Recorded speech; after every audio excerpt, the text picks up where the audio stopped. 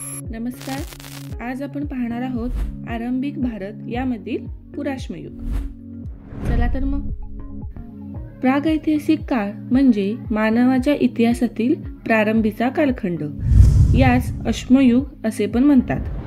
तसेच या अश्मयुगाचे 3 उपकालखंड पडतात: पुराश्मयुग, मध्याश्मयुग आणि नवाश्मयुग. यामधील नवाश्मयुगाला क्रांतिकारी कालखंड असे म्हणतात. आता आपण पुराश्मयुगातील अन्नसंग्रहक आणि शिकारी पाहणार आहोत.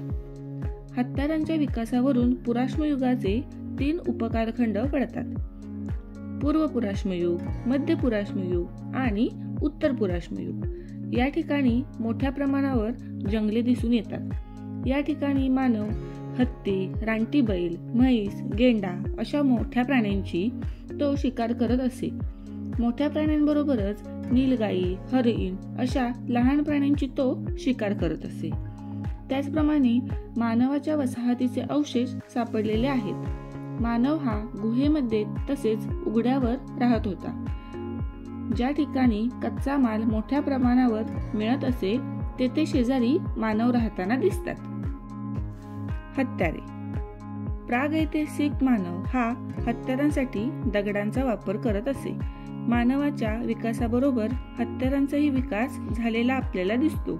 जसे की पूर्व पुराश्मयुगात गोट्यांचा वापर करून तोड हत्यारे व दगडांच्या छिलक्यापासून हातकुराडी तयार केल्या जात असे. उत्तर पुराश्मयुगात हत्यारांसाठी दगडी पात्यांचा वापर केलेला दिसतो. यासाठी त्याने क्रिप्टोक्रिस्टलाइन सिलिसियस या दगडाचा वापर केलेला आहे. समाज जीवन व राहणीमान. या काळातील मानव हा भटका असून शिकार व अन्न संग्रहण, मासेमारी हे त्याचे उपजीविकेचे साधन होते. या काळातील मानव मोठ्या प्राण्यांसोबत लहान प्राण्यांची सुद्धा शिकार करू लागला. त्याच्या आहारात मध, फळे, मुळं, बिया, पानं यांचाही तो खाण्यासाठी संग्रह करत होता. हे अन्न तो सभोवतालच्या भागात राखून ठेवत असे. या काळातील मानव हा भटका जरी असला तरी तो थोड्या काळासाठी का असेना पण आपल्या निवाऱ्याचाही विचार करत असे.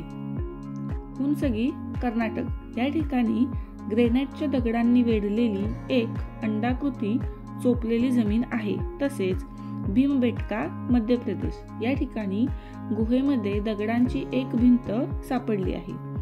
तर काही ठिकाणी फांद्या, गवत, पाने, बांबू यांचा वापर करून झोपड्याही बांधत असे. या काळातील मानवाच्या धार्मिक श्रद्धांविषयी आपल्याला माहिती मिळाली आहे. लोहंडानाला, बेलनखोरे, उत्तर प्रदेश या ठिकाणी एक कोरलेल्या हाडाचा तुकडा सापडला आहे. त्याला मातृदेवता असे म्हणत असे.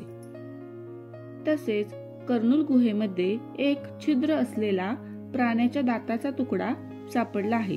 हा दात ताईत म्हणून वापरत असे. त्याचप्रमाणे पाटणे या ठिकाणी शहामृगाच्या अंड्यापासून बनवलेला एक मणी सापडला आहे. या सगळ्या वस्तू आपल्याला मानवाच्या धार्मिक श्रद्धांविषयी माहिती देतात.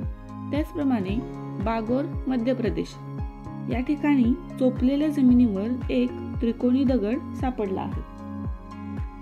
हा एक विधीचा भाग असावा.